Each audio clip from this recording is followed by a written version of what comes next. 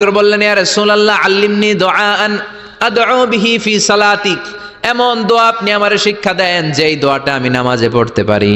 বিশ্বনবী বললেন পড়ো আল্লাহুম্মা ইন্নী যালামতু নাফসি যুলমান কাসীরান ওয়া লা ইয়াগফিরুয যুনুবা ইল্লা আনতা ফাগফিরলি মাগফিরাতাম মিন ইনদিক ইন্নাকা আনতাল গফুরুর রহিম। সুবহানাল্লাহ পড়েন।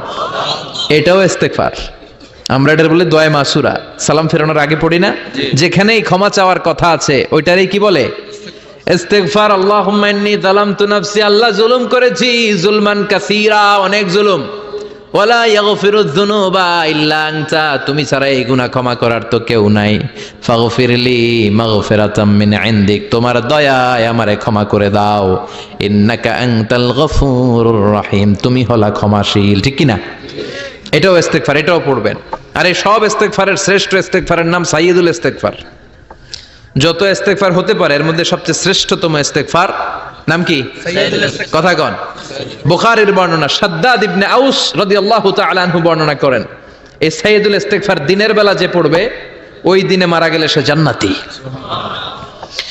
এই সাইয়্যিদুল ইস্তেগফার রাতের বেলা যে পড়বে ওই রাতে যদি ইন্তেকাল হয় ওই লোকটা জান্নাতি।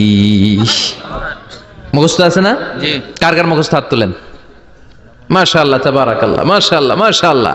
আর যাদের নাই তাদের হোমওয়ার্ক, তাদের আল্লাহুম্মা আনতা রাব্বি লা ইলাহা ইল্লা আনতা খালাকতানি ওয়া আনা আবদুক ওয়া আনা আলা আহদিকা ওয়া ওয়া'দিকা মাস্তাতা'তু আউযু বিকা মিন শাররি মা সানা'তু আবু'ু লাকা বিনি'মাতিকা আলাইয়া ওয়া আবু'ু লাকা বিযামবি ফাগফিরলি ফাইন্নাহু লা ইয়াগফিরুয যুনুবা ইল্লা আনতা।